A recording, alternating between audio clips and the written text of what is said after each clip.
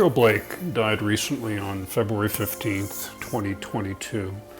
Most people don't realize his impact on the development of the community of Highlands Ranch in so many areas at this point.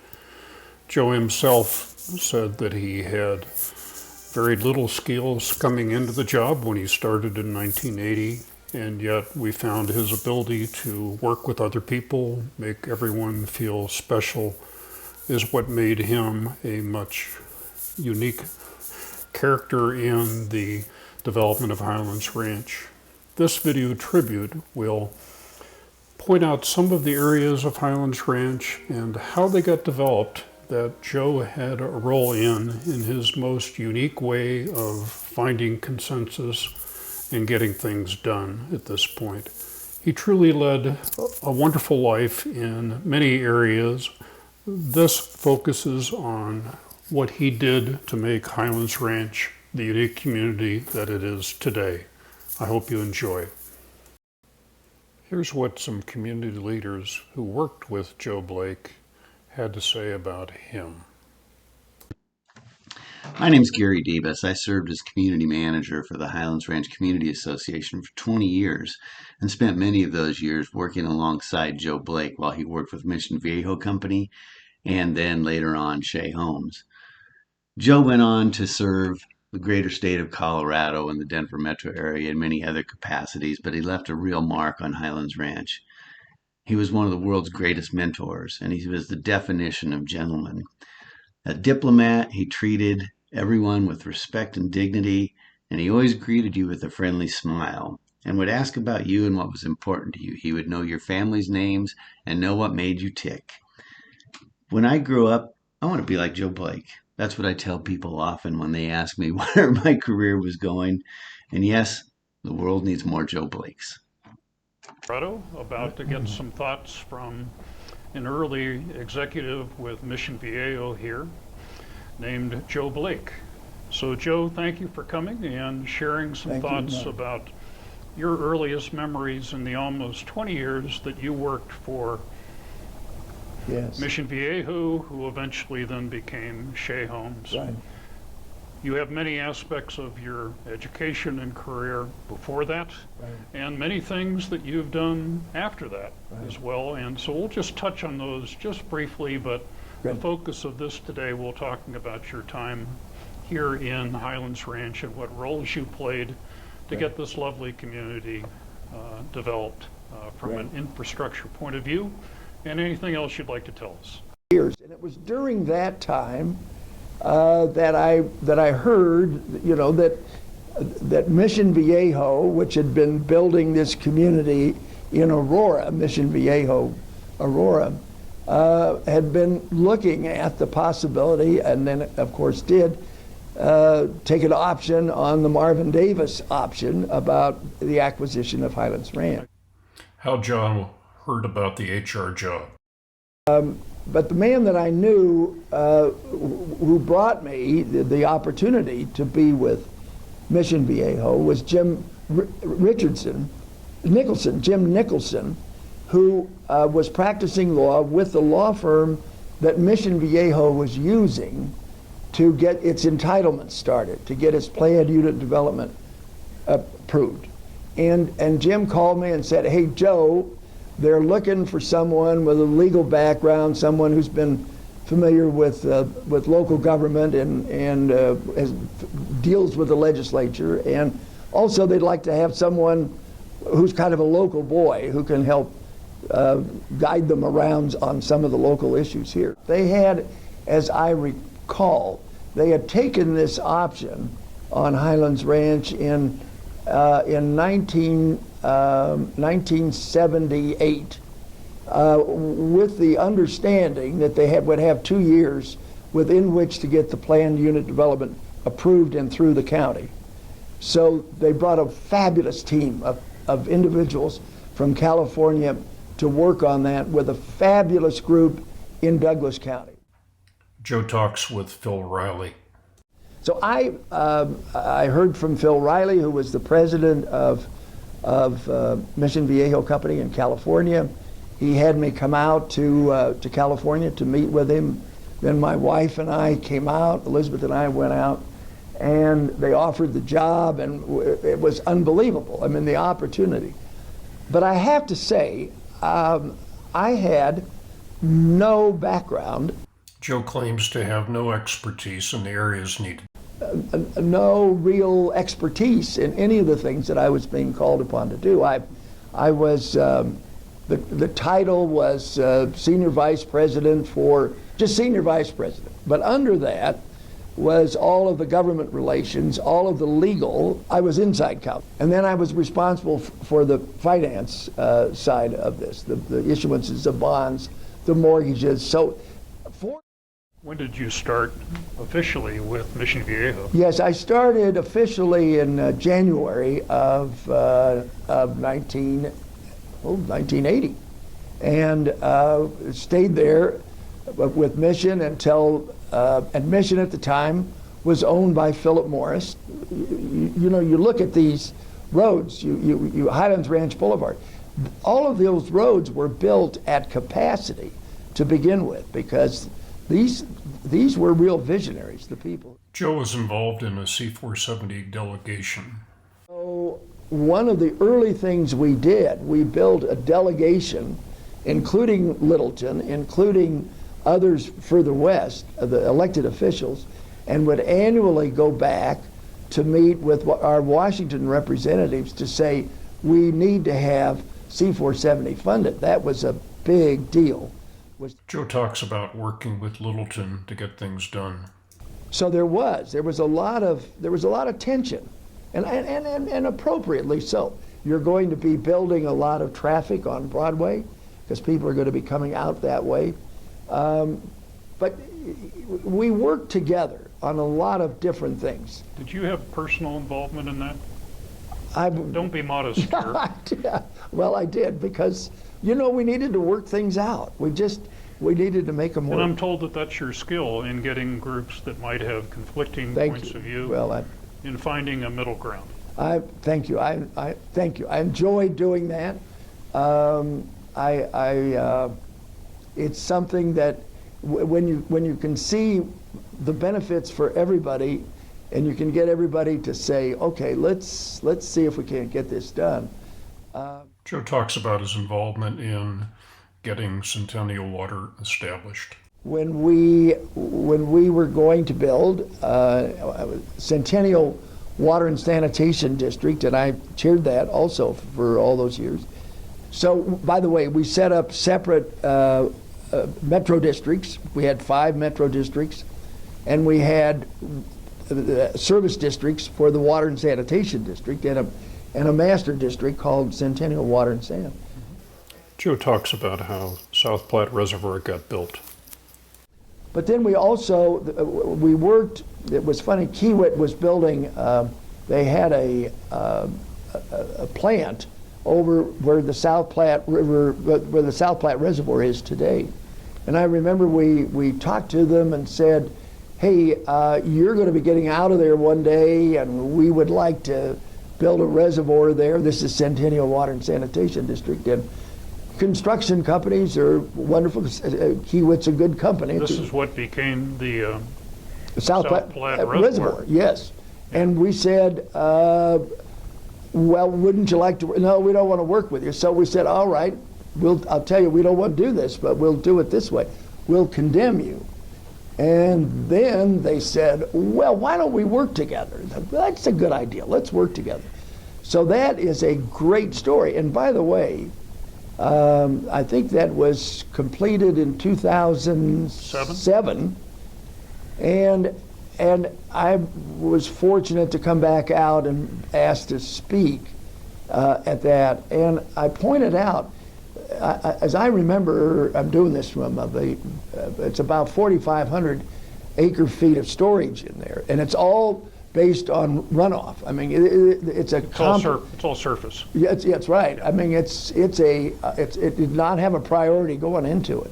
We had to get a lot of ditch rights in order to get that water there. It's been an enormous success, enormously expensive, because the water goes under the Platte River, goes under Broadway goes up into McClellan, and then under C470 and Into your my water treatment plant. my water treatment The plant. one named after you. After me. So, but I bring that up because it was at that point probably the only successful water project, storage project of its type that had been built in the previous 40 years when you think about it, because you just don't get those things done. I mean, they're very difficult.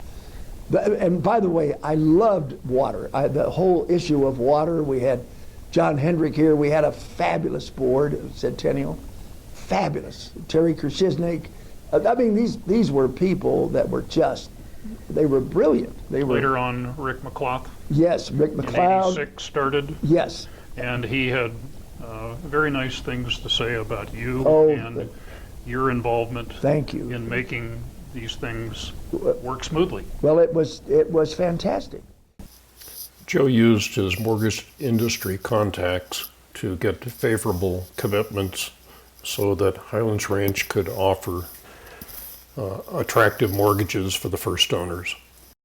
So those were the fun things. Those were the fun things. And your involvement was primarily from a legal point of view? Well, it was from a legal point of view. I also Together that had conflicts that needed to be resolved. yes, and the bond issuances early on, the mortgages that were being made. My responsibility was to get forward commitments so that when we opened, we could offer, in fact, a 14.5% buy down. And because of my time in the mortgage insurance business, I knew the people in the industry, so I could go out and use those contacts. Joe talks about how he got a sign up on C470 promoting Highlands Ranch.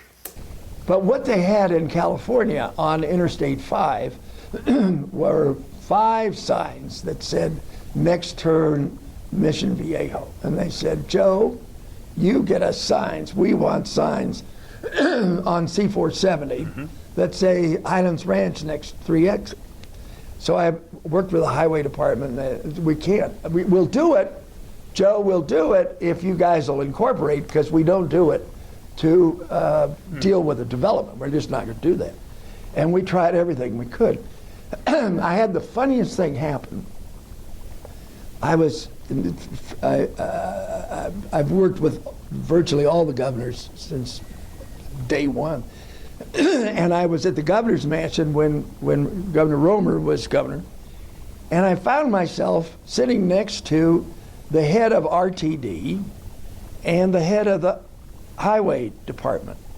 And I knew them both, and this just kind of came to me. And I made this up, literally made it up. I said, you know, to the RTD guy, I said, we're building all these park and rides, and people get confused. I made it up. People get confused. They don't know where they are. Wouldn't it be great if you identified the park and ride and gave it a name, like Highlands Ranch? Wouldn't that be it? And he said, you know, Joe, that's probably a good idea because it's a new area, and we'll do that. And then literally, this was a 20-minute conversation. And I said to the head of the highway department, now look, they're going to put this sign that says Highlands Ranch Park and Ride. We need a sign up on the road that says Highlands Ranch. Get off at University. Yeah, exactly. Yeah.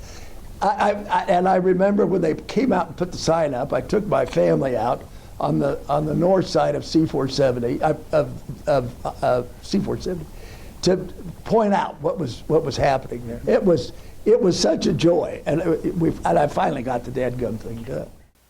Jeff Kappas of Shea Homes had this to say about Joe Blake. Well, I certainly remember Joe's impact on the Highlands Ranch development. His impact on all those who he came in contact with and worked with along the way was so very significant. Joe always tried to make you feel that you were the most important person he knew, whether you were someone cleaning up after an event held at the mansion or the governor of the great state of Colorado. It didn't matter to Joe. He knew your value as a human being, and he always worked hard to show you how much value you had to him. Joe talks about how Highlands Ranch Post Office came about. But you know, getting the name Highlands Ranch, we talk about that. It's all accepted now. I mean, it's all accepted. But you really have to peel some of this back to say, well, where is it? You know, because when we started, we were in the Littleton postal zone. We were in 80126, Littleton, Colorado. And Jack Sauer was the wonderful young postmaster in Littleton. And I went over to say, Jack, we really need, you know, we're trying to make this hometown USA. We really need to say Highlands Ranch. He said, oh, you can't do that, Joe. You know, there is no place. You're not official. And so I said, all right. So, Jack, let me ask you a question. When you sort mail, do you sort by Littleton, Colorado, or do you sort by zip code? Oh, we said we sort by zip code. I said, here's an idea. Why don't we just say Highlands Ranch, Colorado, 80126? You don't care, do you? No, we really. But he said, if I do that, will you do gang postal delivery? We don't want to have to do delivery to all your dadgum homes out there. My words, not his. So I said, you need that? That makes total sense to me. We need Highlands Ranch, 80126. We got a deal.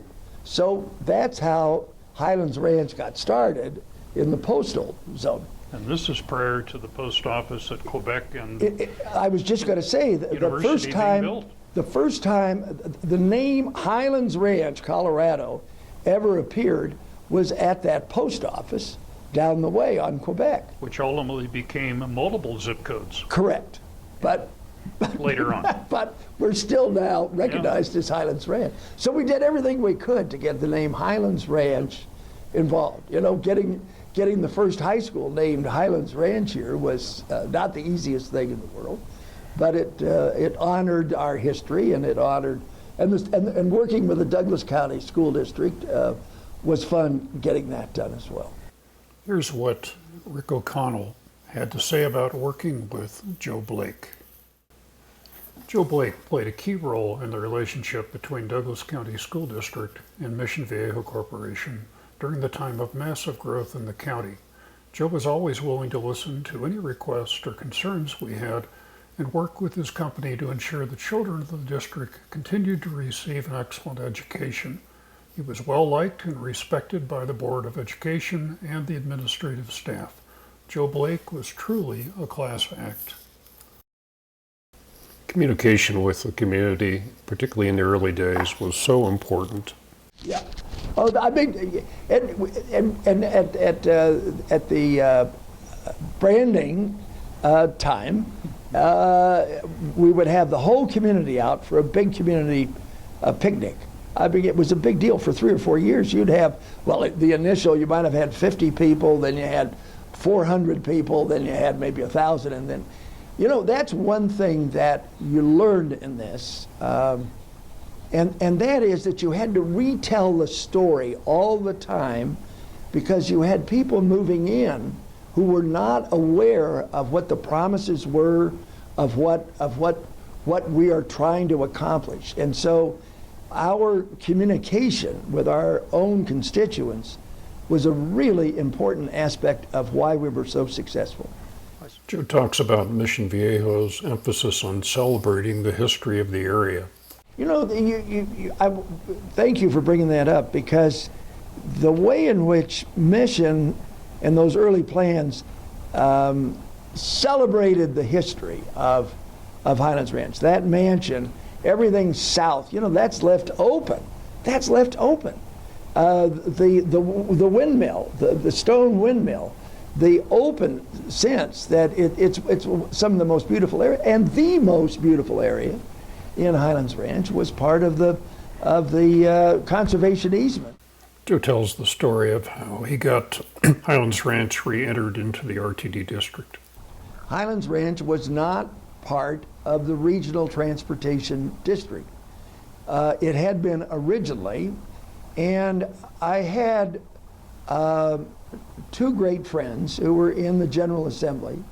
They were not married, but we drove them up to, one evening, we drove them up to Daniels Park. It was a beautiful evening, and they're having such a great time. And they, in one of those little innocent moments, they say, "Now, Joe, is there anything we could? Is there anything you need? What could you want, Joe? Is there anything you want?" I say, "You know, there is something. I want to get Highlands Ranch in the regional transportation district." Oh, they said, "Well, let's see what we can do." So we dreamt up this whole thing, and we got Highlands Ranch by meets and bounds annexed back into the RTD. That we got the RTD. People always say that, you know, things happen from people who know each other. They do, and who know and trust each other. Yeah. But it's Joe talks about his involvement with the establishment of law enforcement and training center in Douglas County. Tell me about your involvement, if you had any. well, I did, and typical of Jim Tepfer, he generous and thoughtful and responsive to that. You know, when Mission came here, they didn't want to be an imposition on the sheriff, and they bought a vehicle for the Yeah, they bought a car. and a car for them. But out of that idea was created the Highlands Ranch Law Enforcement Training Facility, and it was a 501c3, and the sheriff of Douglas County, Steve Zotos, and the sheriff of Arapahoe County, and myself served as the board of governors, board of directors for that. And it became more and more and more useful, essential, not just initially it was a firing range, yes, that's right. And then they added a facility. And my old boss in the FBI had come out in the meantime to head up the Colorado Sheriff's Association, Jim O'Neill, and he helped us get a design for this thing. And we raised money to make it happen. Today, it's one of the finest training facilities around, used People by come from all over the world. all over the world. Yes, now. The Bureau, the FBI uses it when they're here if they need it. It's a remarkable thing. Yeah, that was dedicated in 1987, Yeah, I believe, yeah. at that point. And you're right, it's expanded a lot. Yes.